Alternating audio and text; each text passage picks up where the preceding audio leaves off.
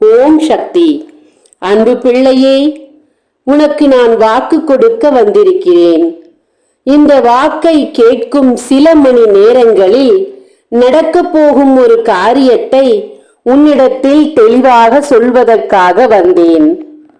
பிள்ளையே, பொறுத்தது போதும், பொங்கி எழு என்ற போது நீ எழவில்லை. ஏனென்றால் வருத்தத்திலேயே இருந்து விட்டாய். நீ அடுத்த அடி எடுத்து வைக்க பயந்து நடுங்கி இருளுக்குள் ஒளிந்து விட்டாய். அதனால் தான் இத்தனை தூரம் இந்த செய்வினை என்பது உன்னை இழுத்து வந்திருக்கிறது. அன்றே நான் சொன்னது போல ஒரு முயற்சி எடுத்து தைரியத்தோடு எழுந்து நின்றிருந்தாய் என்றால் அது உன்னை பார்த்து ஓடி ஒளிந்திருக்கும். அதை அனுப்பியவர்களும் உன்னை பார்த்து ஓடி ஒளிந்திருப்பார்கள். ஆனால் நீ அதை செய்யவில்லை. இங்கே ஒன்று நடந்துவிட்டது என்றால் வருத்தப்பட்டும் வேதனைப்பட்டும் ஏதாவது மாறப்போகிறதா என்ன? அப்படி இருந்தால் கூட உன்னை போல வருத்தமாக இருந்து காரியத்தை சாதித்து விடலாம். ஆனால் அது நடப்பதில்லை என்று தெரிந்தும் அதை ஏன் நீ கையாளுகிறாய் என்பதுதான் எனக்கு தெரியவில்லை என் பிள்ளையே. உன் வாழ்க்கையில் விதி என்னென்னவோ செய்துவிட்டது. உன்னையும் மீறிய காரியங்கள் அநேகம் நடந்துவிட்டது. எதையுமே மாற்ற முடியாது என்ற நிலைக்கு நீ தள்ளப்பட்டு விட்டாய். எதையுமே எடுத்து நிறுத்த முடியாது என்ற நிலைக்கு வந்து விட்டாய்.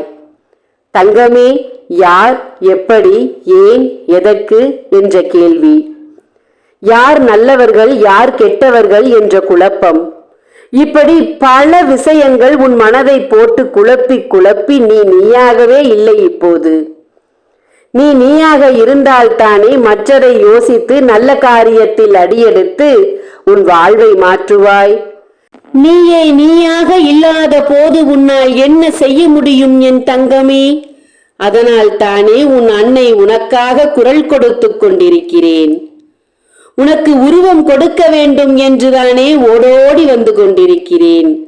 அதையும் அலட்சியப்படுத்தினாய் என்றால் நான் என்ன செய்வேன் தங்கமே? அன்பு பிள்ளையே, உன் வாழ்க்கையில் யார் மூலம் எதை அனுபவித்தோம் என்று கூட யோசிக்க முடியவில்லை உன்னால். ஏனென்றால் ஒருத்தராக இருந்தால் கண்டுபிடித்து விடலாம். பலராக இருந்தால் எப்படி கண்டுபிடிப்பாய்? நீயும் குழப்பத்தில் தானே இருப்பாய். போனதெல்லாம் போகட்டும். இன்று என்ன காரியத்தை உன்னிடத்தில் ஒப்படைக்க வந்தேன் தெரியுமா? அன்பு பிள்ளையே, பல காலமாக நீ அனுபவித்துக் கொண்டிருக்கும் வேதனைகளுக்கு காரணமாக இருக்கும் ஒன்றை இன்று அளிக்கப் போகிறேன் நான். அந்த செய்தி உன் செவிகளில் கேட்கும் நேரமாக இன்று அமையப் போகிறது என் பிள்ளையே. நடு இரவில் உன் செவிகளுக்கு கேட்கப் போகும் ஒரு குரல், ஒரு சத்தம். அந்த சத்தம் உனக்கு கேட்கும் நேரம் அங்கே வினைகளை கொடுத்தவனுக்கு வினைகளை அறுக்கும் நேரம் ஆகிவிட்டது. பிள்ளையே, எவன் தடுத்தாலும் நிற்காது. நாளை உன் செவிகளில் கேட்கப் போகிறாய், அவனுக்கு இப்படி ஆயிற்று என்று. அப்போதுதான் இந்த வாக்கு எத்தனை உண்மையானது என்பதை நீ புரியப் போகிறாய். எவன் தடுத்தாலும் அல்ல, எவன் தடுத்தாலும் இன்று அந்த காரியம் நடந்தே தீரும். தங்கமே, வருத்தப்பட்டு பயனில்லை. இருக்கும் காரியங்களை எல்லாம் சரி செய்ய வேண்டும். சுமந்து கொண்டிருக்கும் செய்வினைகளையும் வேதனைகளையும் தொலைக்க வேண்டும். அதற்கு என் கையில் ஏந்தி நிற்கும் 48 நாள் பூஜையில் வைத்த எந்திரத்தையும் சாம்பராணியையும் ஆண் பெண் உருவத்தையும் சத்திய நாராயணா படத்தையும் வாங்கி பூஜை செய். நீ பூஜைகள் செய்ய செய்ய கர்ம வினைகள் கொஞ்சம் கொஞ்சமாக கரைந்து உன் வாழ்க்கையில் இருக்கும் செய்வினைகளும் வேதனைகளும் கரைந்து நிலையான நிம்மதியை பெறுவாய். தட்டிவிட்டு போகாதே. இதையும் அலட்சியத்தோடு தள்ளிவிட்டு போகாதே. நான் சொல்வது நடந்தே தீரும். இந்த தாயின் வாக்கு.